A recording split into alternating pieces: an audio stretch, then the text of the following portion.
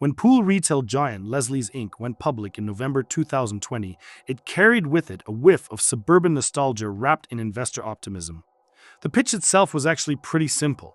America has more backyard pools than anywhere else in the world, and Leslie's had become the nation's largest one-stop shop for chlorine, test strips, and the Saturday morning essentials that come with pool ownership. At $17 a share, the stock opened with incredible confidence. For many investors, Leslie's looked like a dependable, even boring place to park money. But Wall Street is rarely kind to boring. Fast forward a few years later, Leslie's finds itself navigating far rougher waters.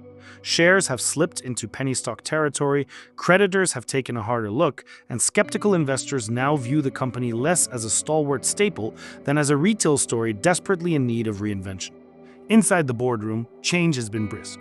The most recent headline: the arrival of a new chief financial officer. On paper, the move was meant to signal a fresh perspective, a steady hand at a time of uncertainty.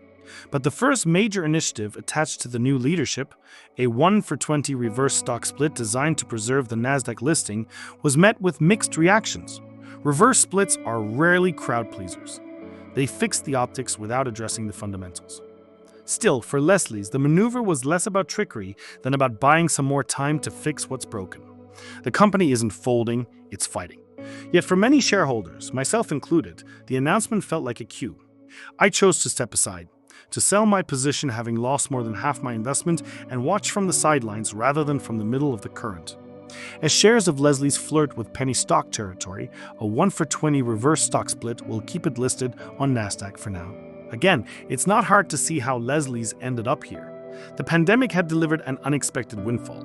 Homeowners turned their backyards into sanctuaries, and demand for pool supplies spiked. For a while, chlorine was treated with the same fervor as toilet paper and hand sanitizer. Leslie's rode that wave through its IPO, but once the surge subsided, the underlying challenges, thin margins, competition from e-commerce, and the question of how to grow a retail chain in a digital world came back into sharp focus. Analysts, quick to cheer in 2020, became quicker to question by 2023. To say that investors have grown skeptical is fair. To say the company has no future is premature. Leslie's is still the largest national name in its category, and brand recognition counts for something. Many of its stores remain fixtures in their communities, the place you go not just for chlorine but for advice.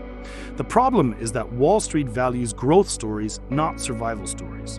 A reverse split may keep Leslie's on the exchange, but it won't in itself change the narrative. So where does Leslie's go from here? That remains the question. Perhaps the new financial leadership will unlock opportunities that aren't yet visible. Perhaps the reverse split will buy enough time for strategy to catch up with scale. Or perhaps the company will need to reinvent itself in ways that feel foreign to its history. What's undeniable is that Leslie's, once the chlorine king, is now swimming in uncharted waters. It has the brand, the footprint, and the customer base. What it needs is a better story, one that convinces investors that it isn't simply just treading water.